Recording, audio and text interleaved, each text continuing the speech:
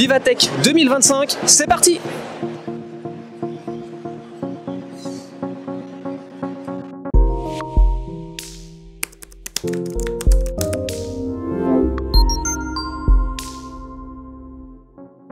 L'an dernier, nous avons eu le droit au reveal européen du Cybertruck. Eh bien, cette année, Tesla nous a proposé de découvrir son fameux Cybercab, son taxi autonome.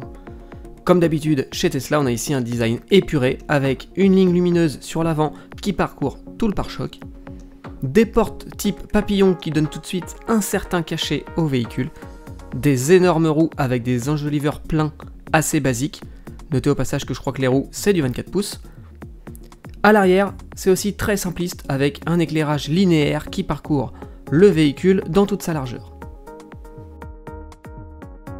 Et bien sûr, un intérieur épuré à la sauce Tesla. On y retrouve ainsi 2 sièges avec des porte-gobelets et un grand écran situé au centre du tableau de bord. Et vous remarquerez immédiatement l'absence de volant et de pédales, normal pour une voiture 100% autonome.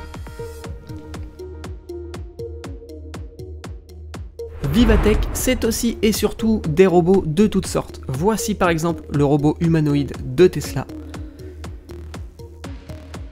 Mais on y rencontre également des robots autonomes capables de se déplacer dans les allées du salon parmi les visiteurs pour leur apporter toutes sortes de documentation.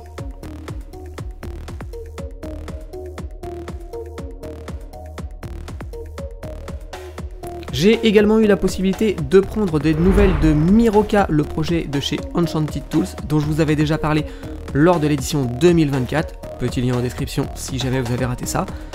Et ce robot a plutôt bien évolué en un an puisque Enchanted Tools a procédé à pas mal d'améliorations software et hardware afin d'amplifier et d'améliorer les interactions avec les humains.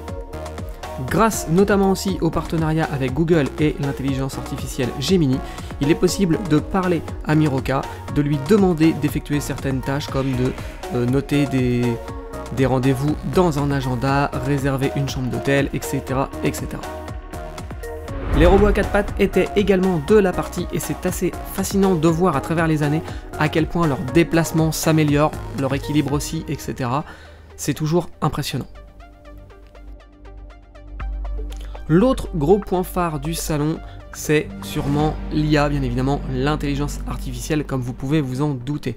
Et on en a vu à toutes les sauces. Alors voici un petit exemple que j'ai trouvé assez sympathique et qu'on retrouvera prochainement dans notre quotidien. C'est l'exemple de la SNCF et de son assistante Simone, qui vient en renfort des salariés pour renseigner les voyageurs.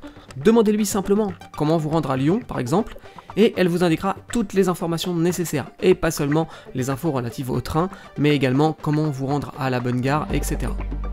Notez que pour le moment, Simone a été seulement expérimentée à la gare du Nord pendant quelques mois, mais que l'objectif de la SNCF, c'est de l'intégrer dans toutes nos gares.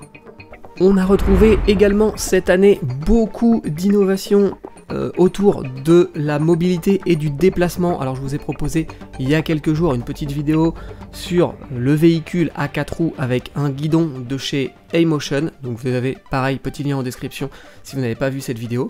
Mais on a eu aussi d'autres initiatives. On commence ici avec un concept de vélo à assistance électrique, un vélo qui possède sa carrosserie qui permet d'emmener avec nous des passagers, et un vélo qui propose une autonomie de 70 km. C'est un modèle qui a été conçu et fabriqué à Strasbourg et qui sera commercialisé aux alentours des 10 000 €. Parlons maintenant de Alf, un projet avec plusieurs tailles de véhicules pour faire du transport autonome ou semi-autonome.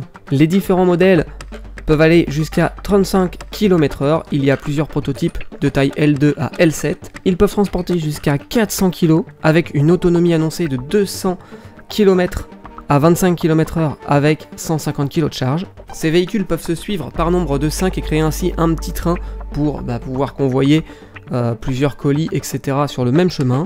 La conduite peut être full autonome ou bien actuellement semi-autonome avec puce RFID pour pouvoir se repérer. On a eu le droit aussi de voir la future Renault 4 dans un rôle un petit peu particulier préparé spécialement pour les sapeurs-pompiers avec un coffre de toit contenant un drone qui peut décoller directement du toit de la voiture pour aller faire des inspections. Et en ouvrant le coffre à l'arrière, on a accès à 2 grandes malles pour pouvoir transporter l'équipement et le matériel. ainsi qu'à un ordinateur avec un clavier et 2 écrans, et bien pour pouvoir récupérer les informations du drone, entre autres, et bien d'autres choses encore. Vous avez compris, on a affaire ici à un véhicule 100% full équipé pour faire de l'inspection pour les sapeurs-pompiers. C'est plutôt assez bien intégré, je trouve. La startup Sternboard était également présente au salon pour nous présenter son concept du skateboard à 3 roues, un skateboard électrique bien évidemment et qui se veut tout terrain. Voilà, il s'adaptera à tous les types de terrain. On va pouvoir lui mettre des skis, on va pouvoir lui mettre une chenille, etc. pour vraiment faire du skateboard électrique, quel que soit le terrain, qu'il pleuve, qu'il vente, qu'il neige, qu'on soit sur route ou en forêt, etc.